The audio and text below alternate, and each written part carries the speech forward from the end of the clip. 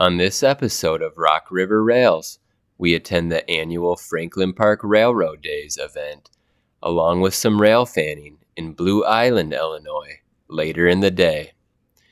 We begin at the Franklin Park Metro Station, where the Railroad Daze event takes place. We like to get an early start and arrive in time to catch the locomotive static displays rolling into position. Franklin Park is located just southeast of O'Hare International Airport and within a stone's throw of CPKC's Bensonville Yard.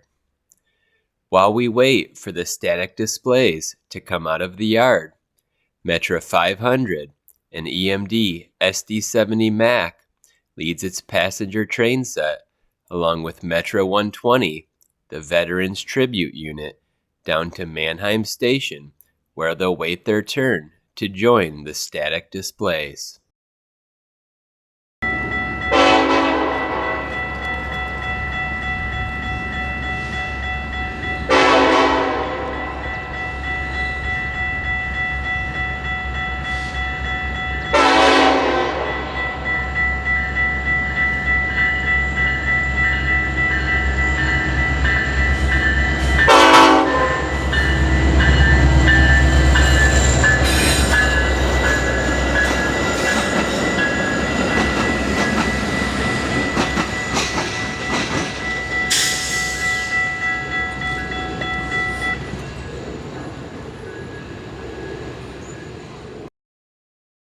We're located along Metra's Milwaukee District West Line, which serves Chicago's Union Station and runs to Elgin, Illinois. Metra 518, another Mac, is approaching now, leading its revenue train towards Elgin.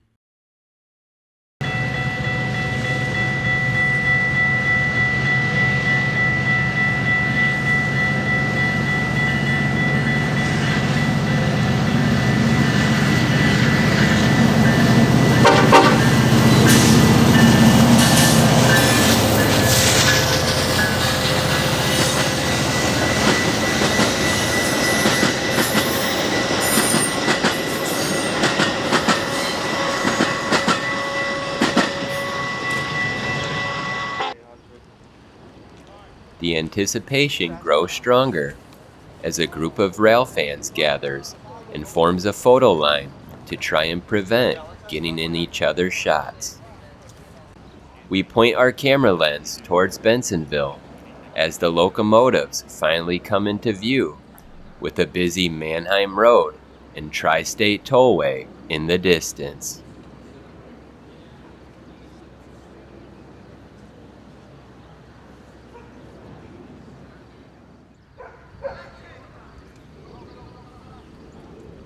We also notice an oddly familiar teal-blue Chevy Astro van zooming across Scott Street before the power reaches the grade crossing.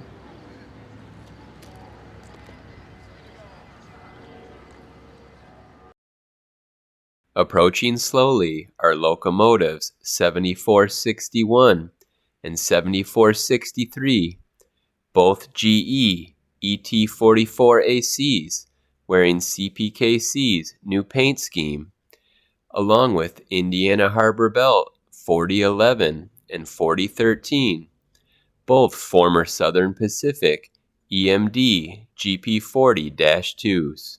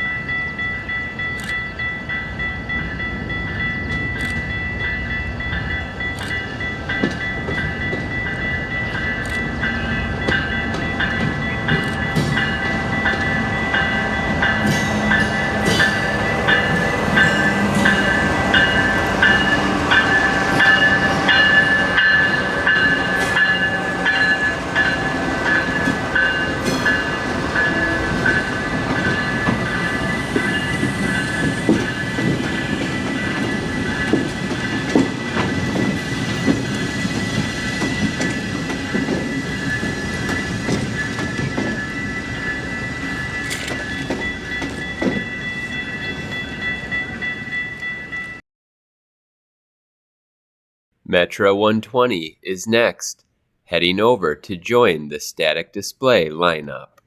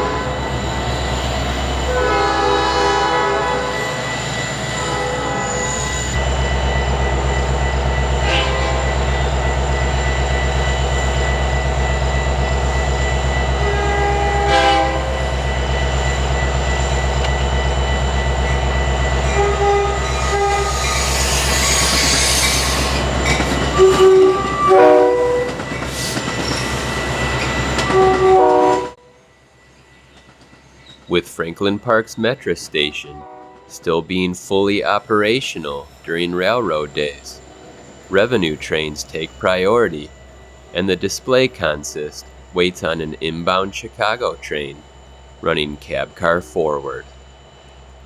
It would take a few repositioning moves before Metra 120 can tie down on the display track.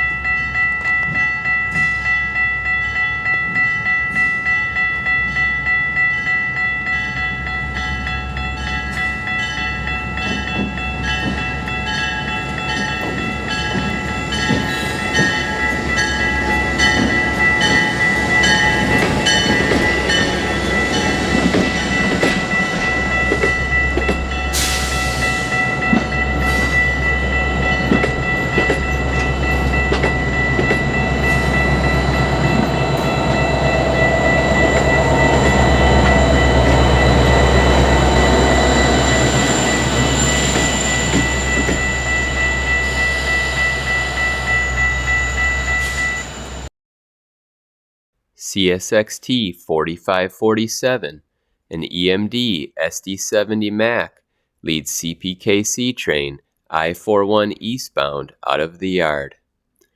The train is a local transfer job from Bensonville to Union Pacific's Proviso facility.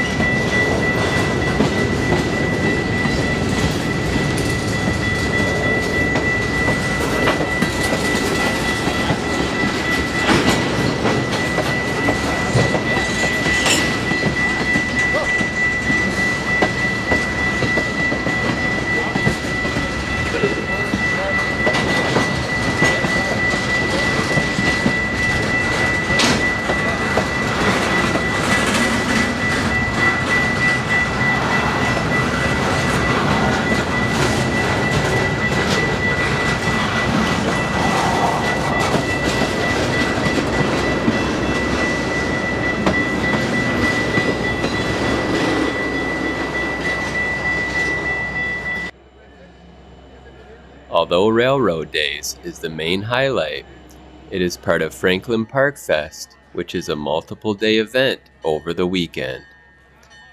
Railroad Daze takes place on Saturday during the festival, and there are also street vendors, food trucks, amusement park rides, live music, and even a petting zoo. Now that the static displays are in place, rail fans are able to get a close-up look of the locomotives and even take a seat inside the cabs. We'll pause for a few moments and go have a look for ourselves.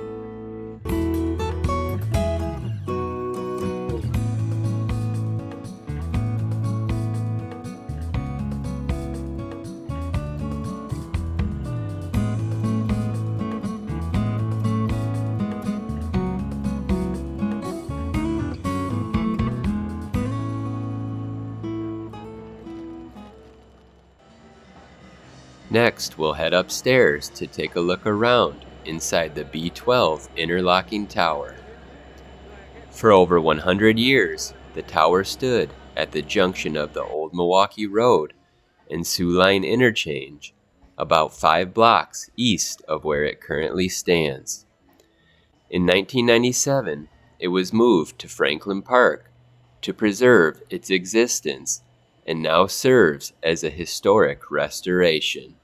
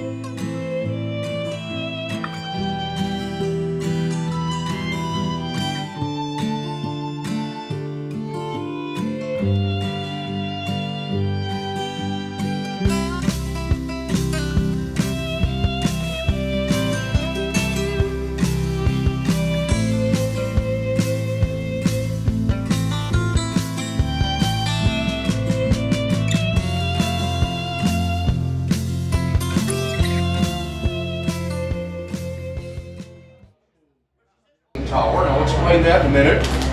From formerly the Milwaukee Road. This tower was originally situated about a quarter-mile east of here, where the two railroads cross. These towers were These towers were all over the country. The technology goes back to the 1800s. The levers you see here control signals and switches. Physically control them. The black levers would actually shift the switches, move the track over to move trains from one track to another. They were connected on a pipeline, pipes, metal rods running on rollers as far as a quarter-mile away from this tower. And when you wanted to switch a track, you physically moved the lever. They were all connected through downstairs, out the front, and down the pipelines going in both directions. The black levers control the switches. The blue levers are called route blocks, which I'll explain in a second. The red levers control signals. Who knows what the white lever did? Nothing, which is fair. Towers can be much larger than this. The largest interlocking tower in the United States is State Line Tower. It was located at the Illinois-Indiana State Line. It controlled a junction of, I believe, 5 railroads, and it had 224 levers. These towers were staffed around the clock all year round. And one or more people was on duty. A tower like this would have just one person. State Line, I believe, would have 3 levermen and a director. And the director was calling out the routes, not which switch numbers to throw. You had to know which switch numbers to throw. That was part of your job. So what we did was called interlocking, because this system of locking rods and bars would shift back and forth as you pulled certain controls. And as you did so, they would shift, and there were bars with holes in them, and then locking rods when you pulled other levers. It was designed so that you could not accidentally collide 2 trains. Whichever route you lined locked out the other route. And so it was interlocked. That was the purpose of these. There's probably 5 or 6 towers left in Chicago, none of whom have levers of this type. There was hundreds, perhaps, probably thousands of these towers in the country up through the 1960s, 70s. I was a tower operator on the North Line, first near Northbrook, and then up around down east of Libertyville. But I never worked a lever tower. We had a different system. But they asked me to come down and explain what towers did. We also kept track of the passing of trains. We had a form on the desk that we had to fill in each time a train passed, write down the train number, the time it went by, and then we would report those to the dispatcher. And the dispatcher would write those on a huge form on their desk. This is how they kept track of what trains were falling behind, and would make decisions where trains should meet or wait for other trains and so forth. They would also give us, either by telegraph or telephone, written instructions. Well, they would give us orders for the trains that we had to hand copy and then deliver with this device right here. This is called a train order form. And I'm going to bring some string down here. We would always keep a large, generous quantity of strings, pre-cut in size. They would fit through this triangle. There's a little notch here, here, and a clip here. And they would fit tightly. You tie the written orders in a knot, put the thing right here. There's two of these, one for the engineer, one for the conductor. As the train approaches, you go outside and hold it way up. And the engineer would put their arm through the middle of it. The string would come on snap, dangling around their arm. And they would retrieve that, and that's how they got written orders as to where to take the siding, or where to meet another train, or where to go slow for a broken track. It was critical stuff. Very, very critical. And if they missed, they had to stop and walk back and get it. I'm proud to say I never missed probably more than once or twice a year. And I did it over 10,000 times in my career. So that's a little bit about the tower. Who's got some questions? Get the maintainer back, guy. We got plant trouble. There's a thousand stories to these places. They were fun to work in. They were very lonely at times, especially if you worked midnight. That wraps up our coverage of the Franklin Park Railroad Daze event. Next, we would grab a bite to eat at Portillo's and then head over to Blue Island to railfan for the remainder of the day. Situated directly south of Chicago is the gritty south suburb of Blue Island, Illinois. It's home to CSX's Bar Yard and Indiana Harbor Belt's Blue Island Yard, and is located just west of Dolton Junction. The layout of railroad trackage is quite complex near the Diamonds, which is a railfan hotspot in this region of Chicagoland. Entering from the southeast is the double-track CSX main line from Bar Yard, and entering from the south and running alongside CSX for a short distance is the double-track Indiana Harbor Belt line from Blue Island Yard. The CSX line then heads directly north into Chicago, while the IHB runs northwest for several miles before heading due north through the western suburbs of Chicago. There is an important crossover between the two lines just south of Broadway Street, and many CSX trains departing Bar Yard transfer to the IHB at this location, and the Northwest line is best thought of as IHB CSX shared trackage. Entering from the south and heading in a northerly direction into Chicago is the double-track Canadian National ex-Grand Trunk Western main line, which crosses the joint line just north of Broadway. Entering the junction from the southwest and about 30 yards west of CN is a single-track line used by Iowa Interstate. This line extends north from the junction and feeds into the joint line, and trains using it sometimes back down the joint line to access Bar and Blue Island yards. Between the CN and Iowa Interstate lines is a connector track providing access to a small yard just south of the junction. At the south end of our location, the Metra ex-Rock Island line crosses over everything below, and at the southwest corner of the junction, the Iowa Interstate track at the west end climbs up to connect with the Metra line.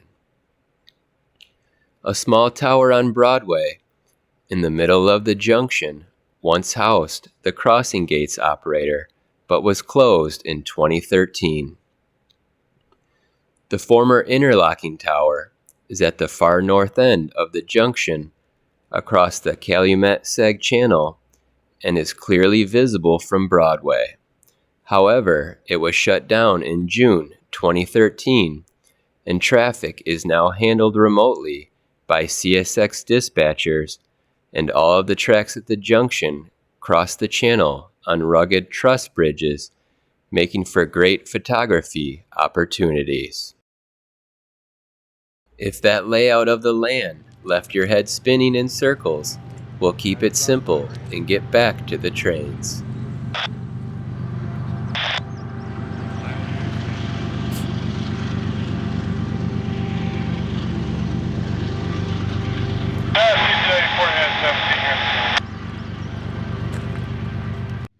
First up to bat for us in Blue Island is an Iowa Interstate transfer job to the CSX.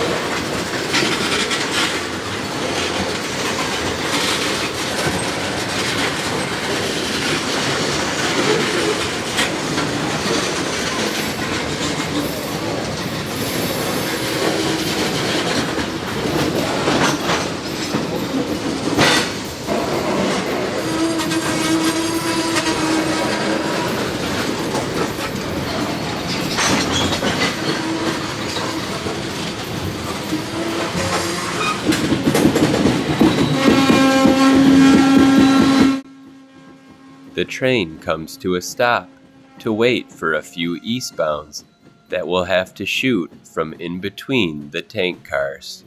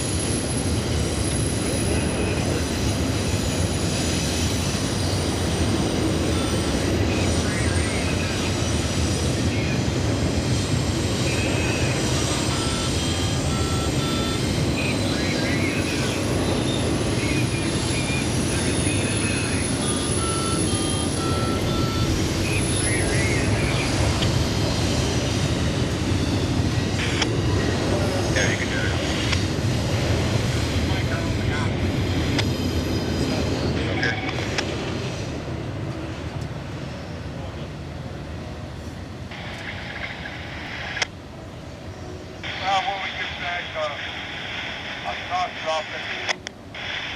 Pull me out.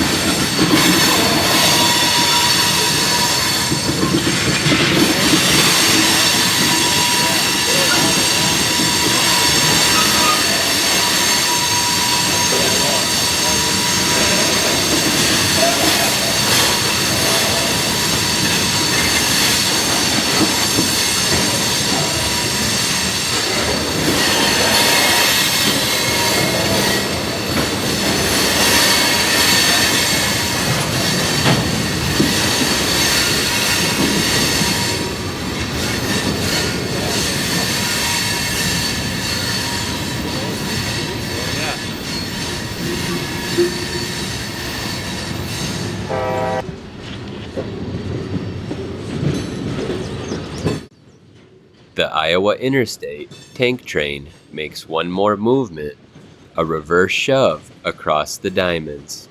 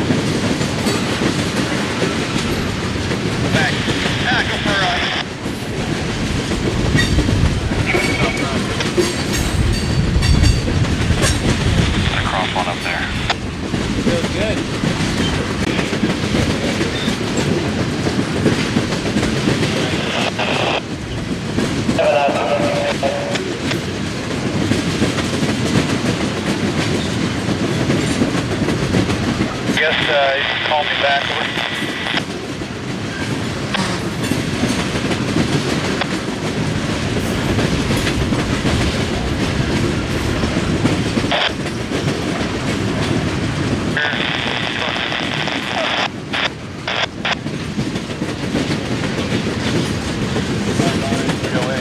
Call me when you get the light.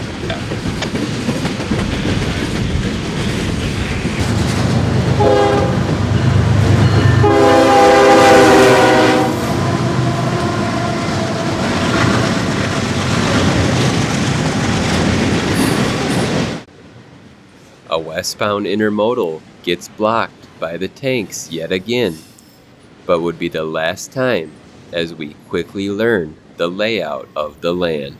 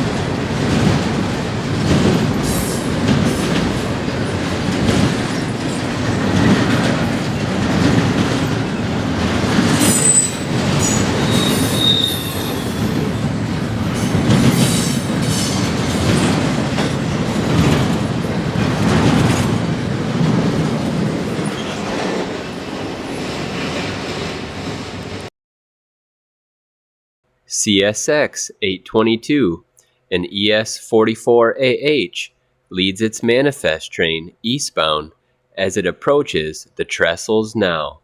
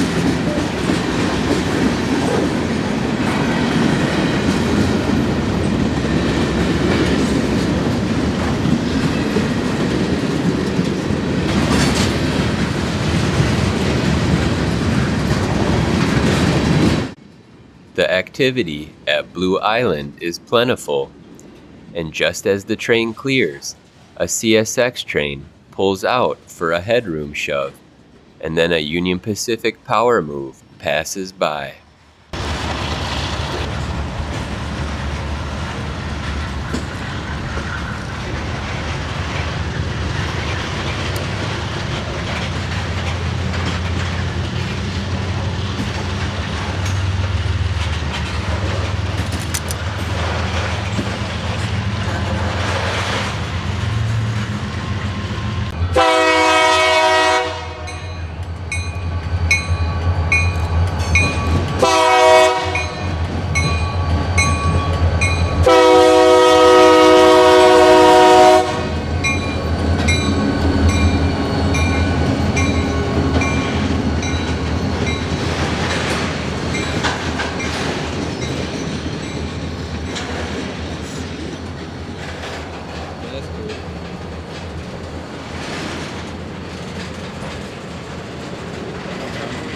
For me, that was the best. That was the best one. Yeah, we was pulling anything.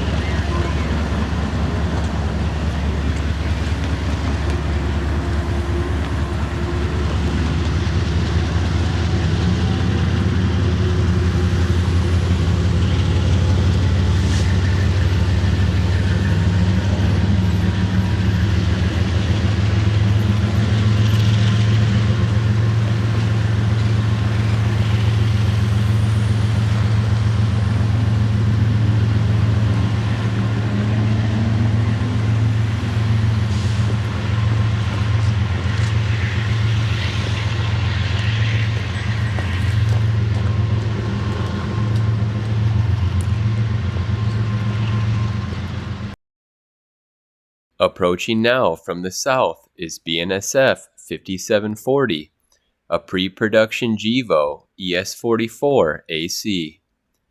The unit is in charge of a long string of auto racks, heading compass north through the junction.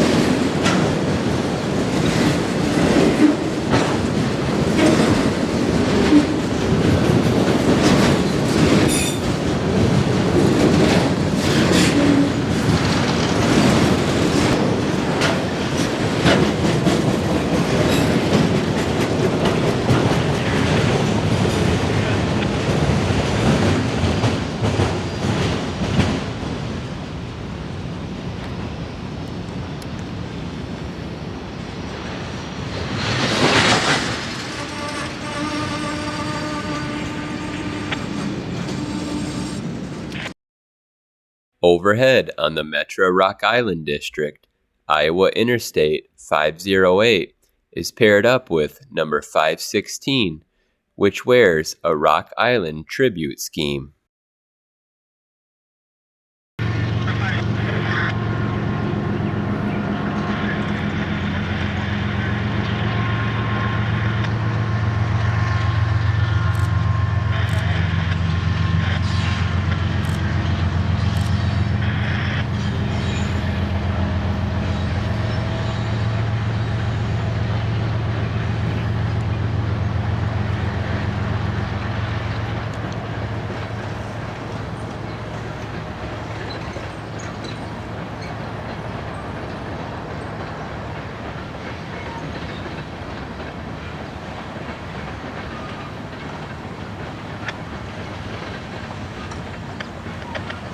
The 47.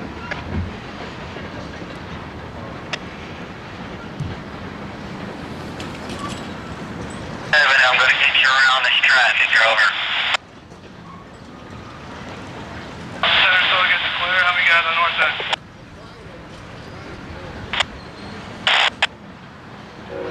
93 is an Echo 5. They're coupling and pulling it clear. He's sitting there on main 1 there up at 497. So, yeah, I won't move them until you're ready to go. They're over. Oh, this means like my third. Really? Yeah.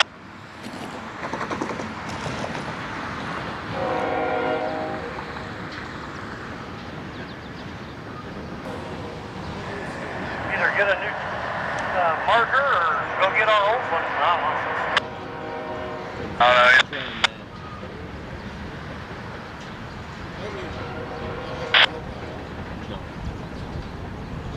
Go get your old one.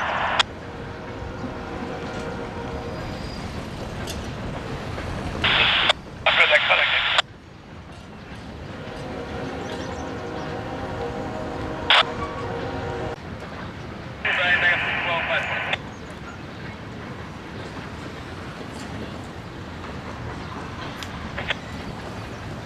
Okay, Rosenberger, if you would, there, head to the west end of F1 and get the Y126, please. West end of F1.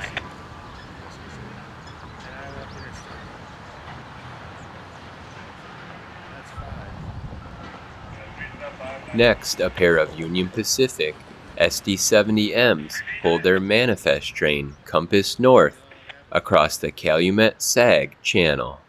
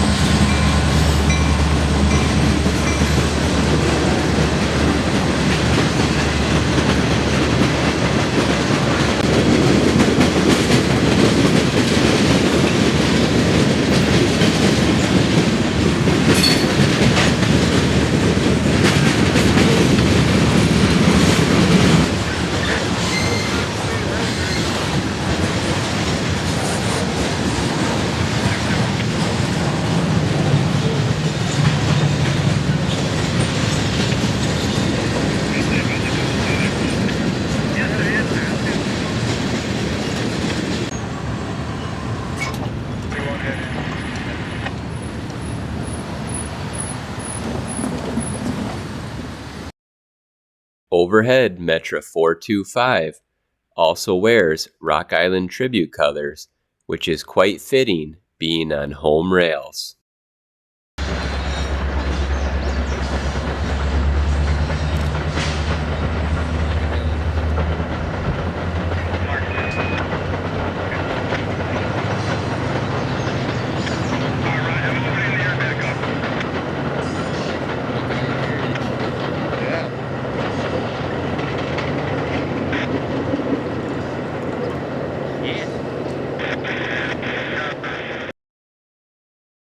CSX GE locomotives 784 and ES44AH and 519 a CW44AH, make another appearance, and this time they're ready to depart Bar Yard.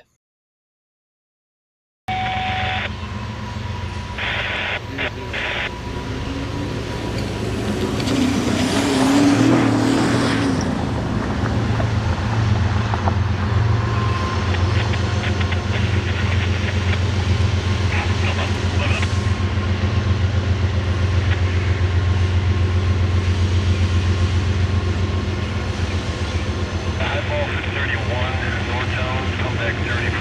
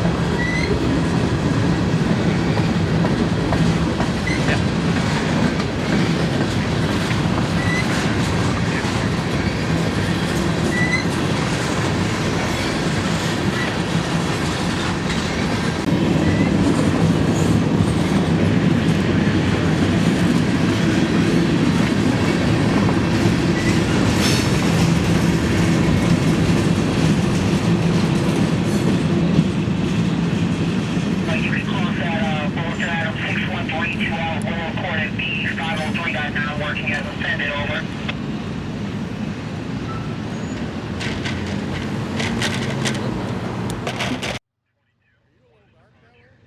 And eastbound is lined next with a healthy amount of Maersk containers and reefers, which are some of our favorites.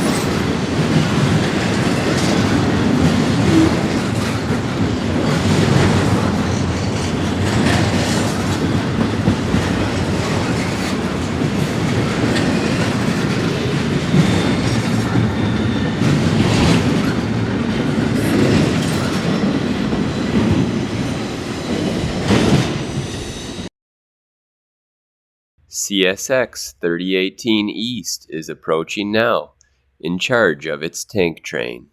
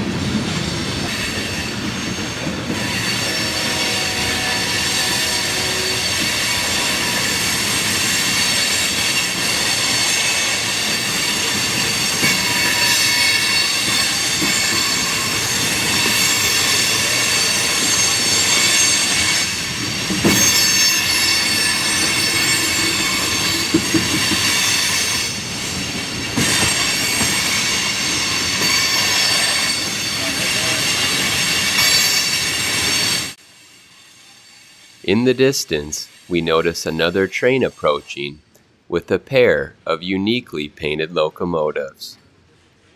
CSX Heritage Units 1877, the Chicago and Eastern Illinois, along with 1875, the Pittsburgh and Lake Erie, are in charge of their eastbound manifest, which will stop at Bar Yard for a crew change.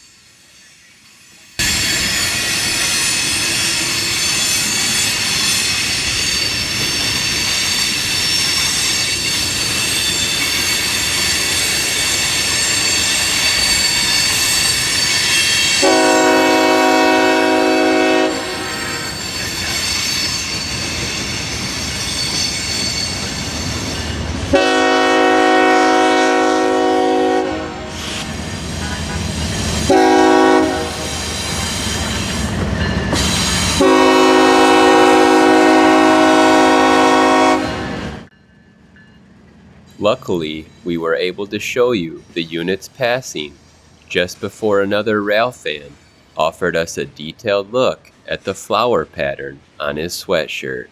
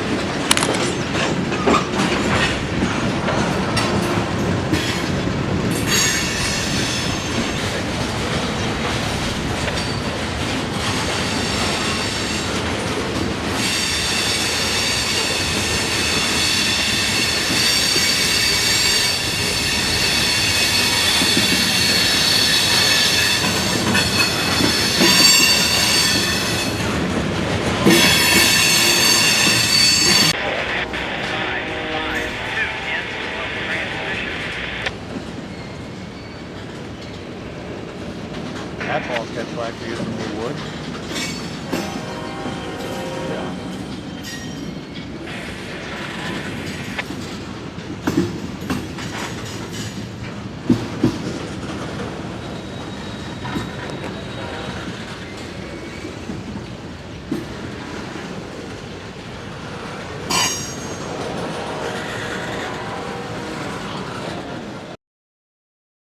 Iowa Interstate number 514 is next on the point of its manifest train.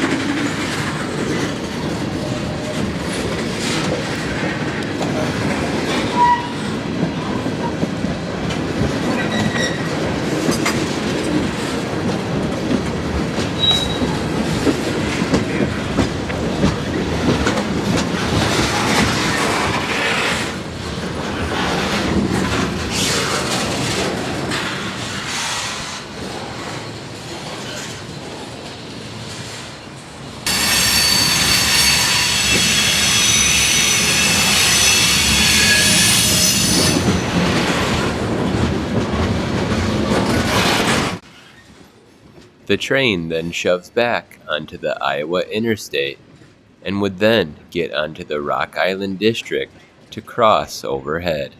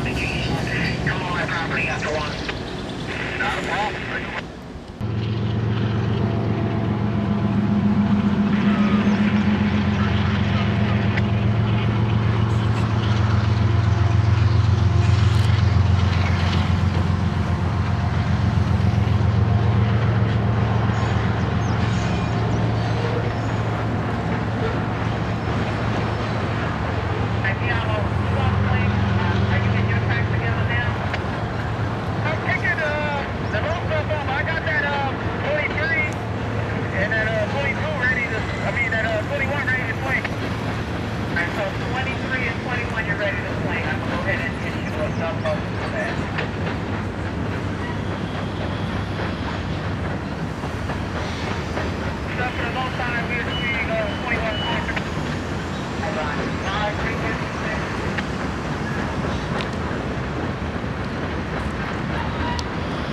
Come out of the house there, cross over to the work seat, and just stand by there at Halsted. I'm making a pickup This is gonna be a long 7. video. Once they clear, okay, the barrier in Echo 8.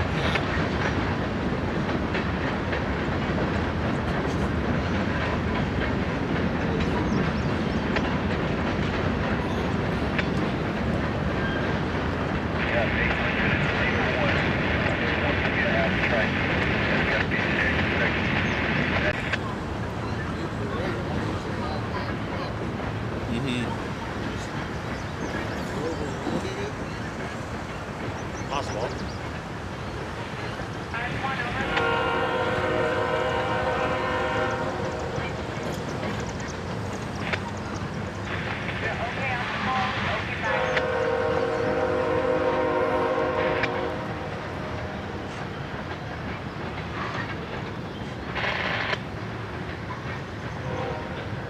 Just saw you see that reefer card there that you got on the lead?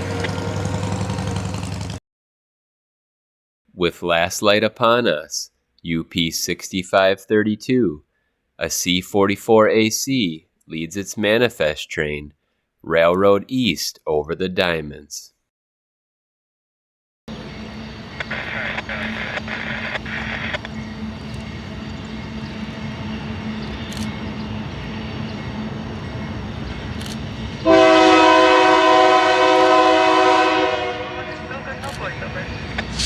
Copy that?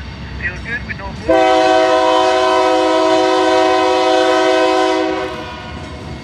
No, ain't no problem.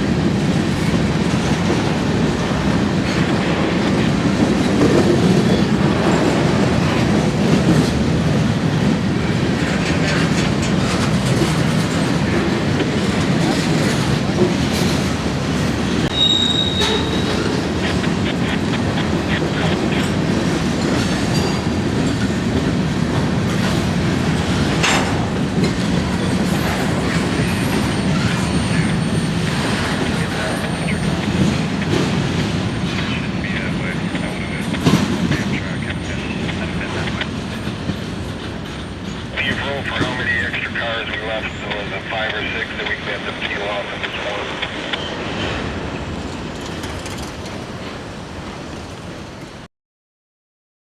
With a trio of Iowa Interstate locomotives passing by above, CSX 3362 West appears making for a nice over-under shot as the golden hour quickly fades into the shadows.